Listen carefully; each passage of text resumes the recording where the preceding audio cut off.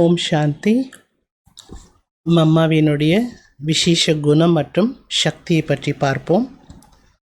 Mamma சம்பூர்ண நிச்சயத்தினுடைய குணத்தின் மூலமாக சதா கவலையற்ற ஸ்தித்தில் நிலைத்திருப்பதற்கான சக்தி. என்ன சொல்ல வராங்க மம்மாவுடைய பாயிண்டில்? எங்கே சம்பூர்ண நிச்சயம் இருக்குமோ அங்கே கவலையற்ற மனோநிலை என்பது கண்டிப்பாக இருக்கும்.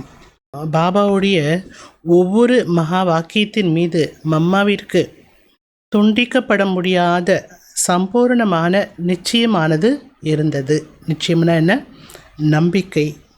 பாபா ஒருவேளை பகல இரவு அப்படின்னு சொல்லியிருந்தா கூட மம்மா அதை பற்றி கேள்வி கேட்கவே மாட்டாங்க. ஏன்னா மம்மாவுக்கு நம்பிக்கையானது இருந்தது.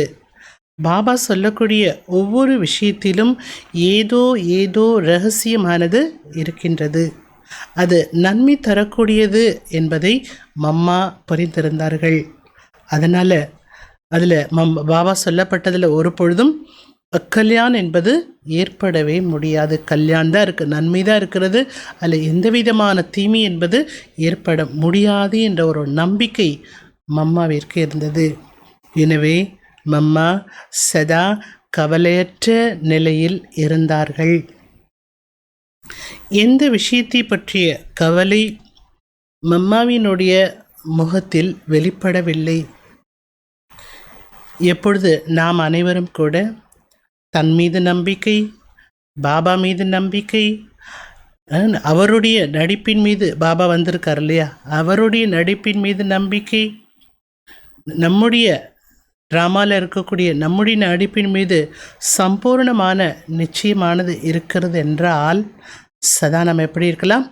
கவலையற்றவர்களாக இருந்து விடலாம், ஆகிவிடலாம். ஆக மம்மாவுக்கு எப்படி ஒரு நிச்சயம் இருந்தது. அதனால் மம்மா எப்போதுமே உறுதியுடையவர்களாகவும் இருந்தார்கள். சந்தேகம் வர இடத்துல என்னாகும்? மனசு கூட பலகீனமாக இருக்கும். நிச்சயம் இருக்கிற இடத்துல மனம் கூட பலம் கொண்டதாக இருக்கும். நிச்சயத்தினுடைய பலம் அப்படின்னு சொல்கிறோம். எப்படி யோகத்து மூலமாக பலம் கிடைக்கிறது, அதுபோல் நாம் வைக்கக்கூடிய நம்பிக்கையும் நமக்கு என்ன பண்ணும்?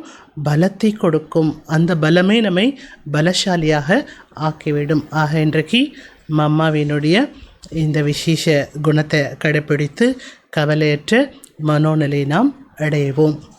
ஓம் சாந்தி.